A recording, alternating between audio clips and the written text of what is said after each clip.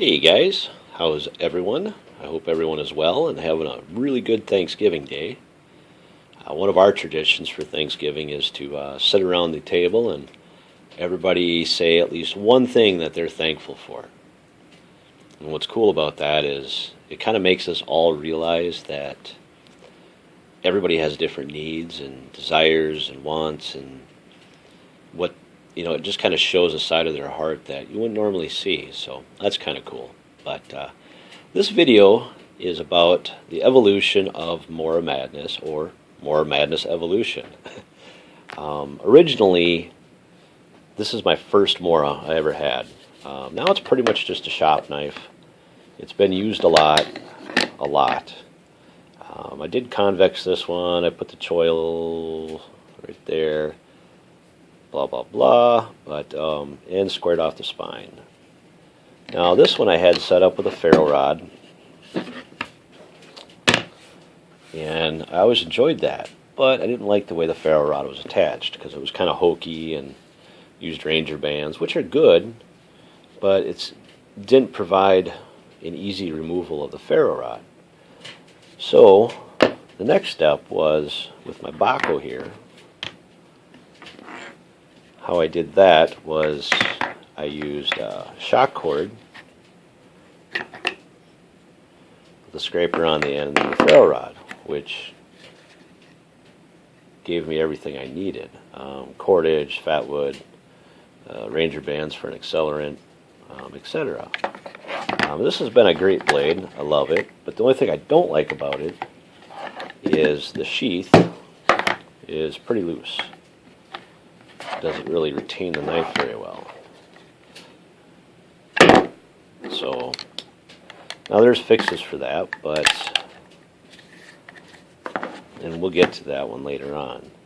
Now, what I've come up with here on this new Mora, I got this in trade from You're My Boy Blue.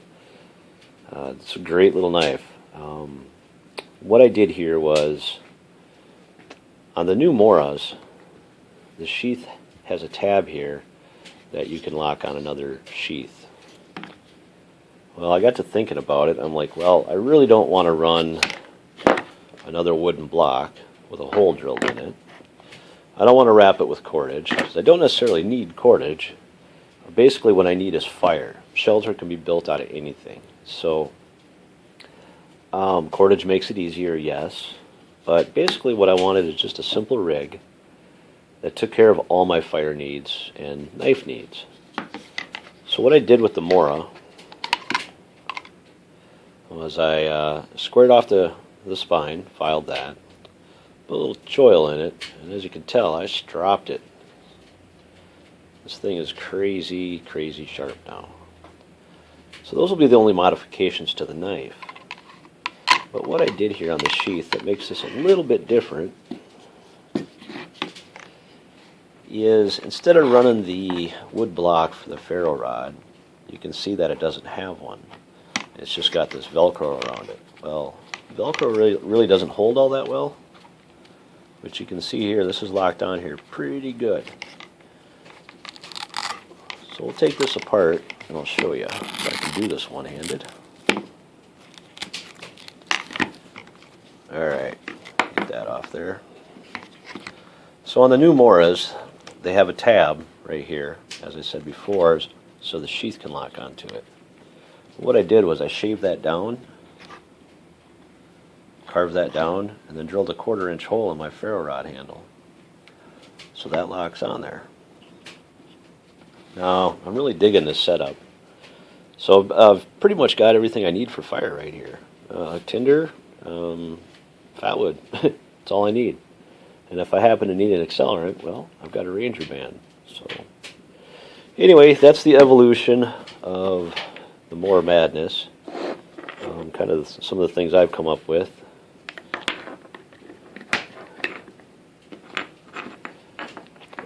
And I like the shock cord setup because it's quick and it's easy. There's nothing to mess around with.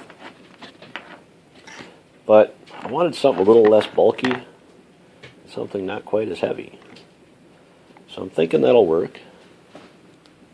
Should work out pretty well. But anyway, let me know what you guys think, and we'll talk to you later. All right, bye-bye.